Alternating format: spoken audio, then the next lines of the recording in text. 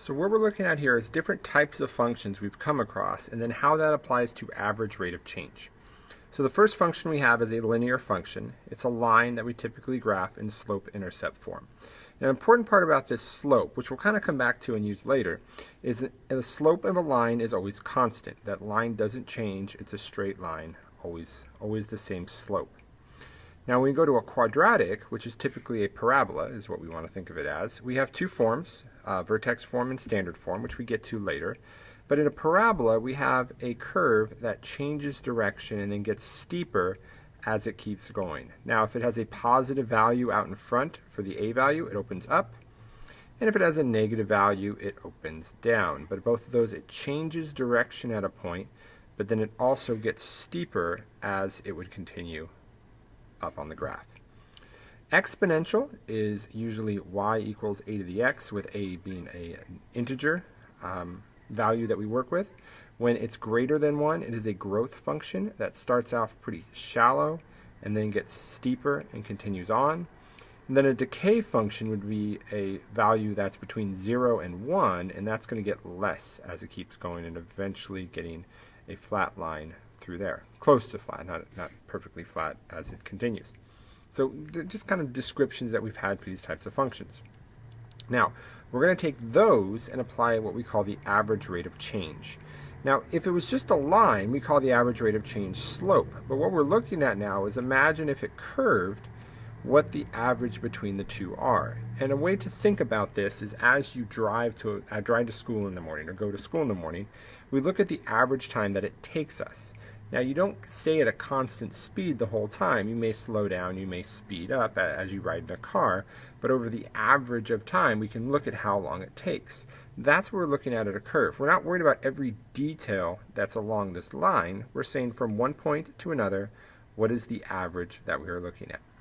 And for this rate of change, we're looking at the change in y over the change in x, which we also have come to know as slope, y2 minus y1, x2 minus x1. But the difference now is not the slope of a line so much, but it could be a curve that we're looking at the slope of.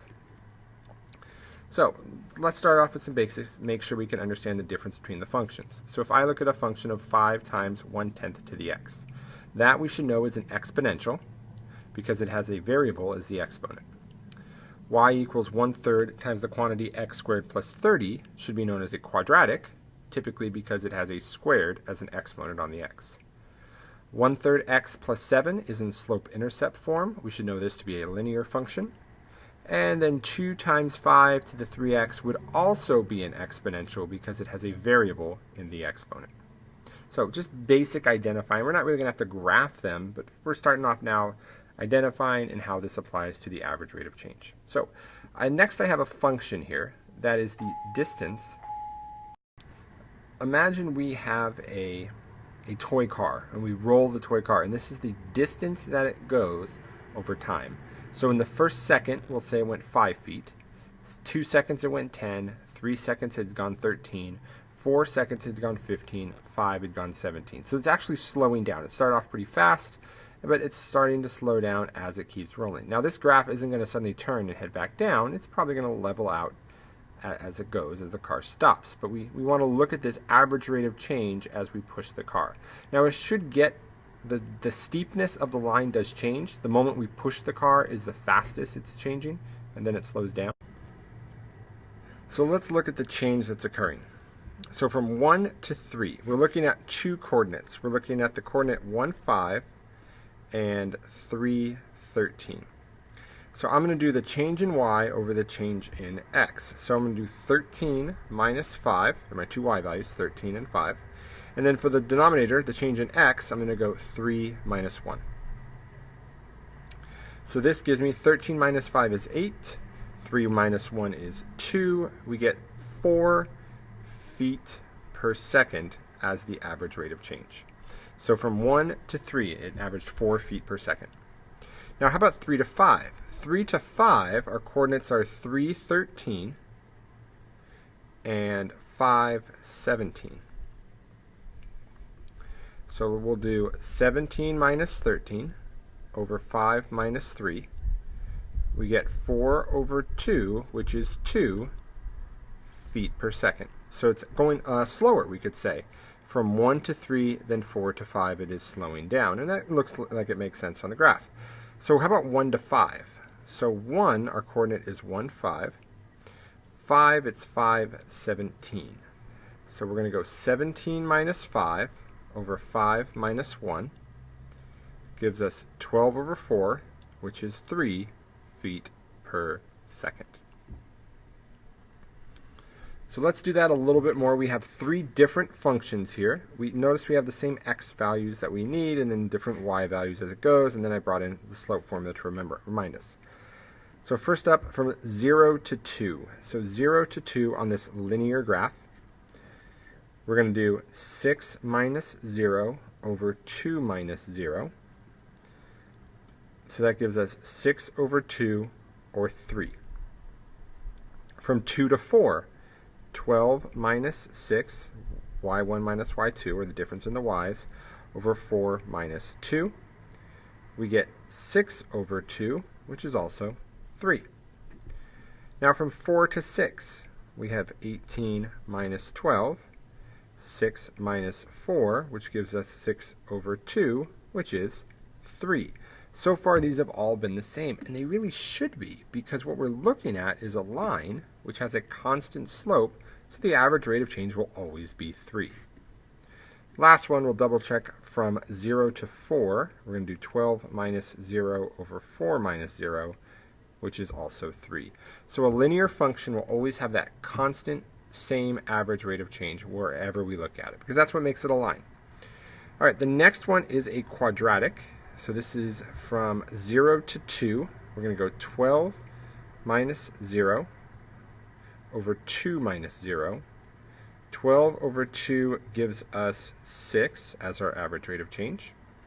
From 2 to 4, we're going to go 48 minus 12 over 4 minus 2. That's 36 over 2, or 18. So it did get larger, actually by 3 times the amount. The next one, we're going to go 108. It's the y value at 6, minus 48 over 6 minus 4.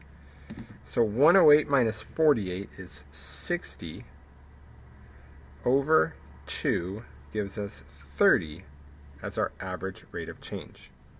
So we went 6, 18, 30. The next one, from 0 to 4. So 0 to 4 is kind of an average over, instead of just the little steps, we'd be looking at something like this.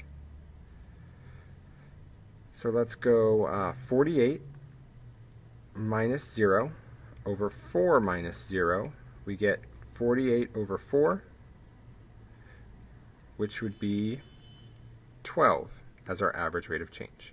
So this one was a quadratic, and we can see it's kind of increasing by a multiples of 6. These each went up 12 from the 2 steps. Okay, so maybe a pattern we could look into later. The last one's an exponential function. So we're going to go from 0 to 2. So that's 9 minus 1 over 2 minus 0. Gives me 8 over 2, which is 4. So actually it's less than the quadratic for the first step, a little bit more than the linear. From 2 to 4, we're going to go 81 minus 9 over 4 minus 2. 81 minus 9 is 72. Over 2 gives me 36. So suddenly that's got a lot larger than the other values. We're all the way up to 36. 4 to 6, we're going to go on 729 minus 81 over 6 minus 4. 729 minus 81 is 648. Divided by 2 is 324. So very steep at that point. And then last, from 0 to 4,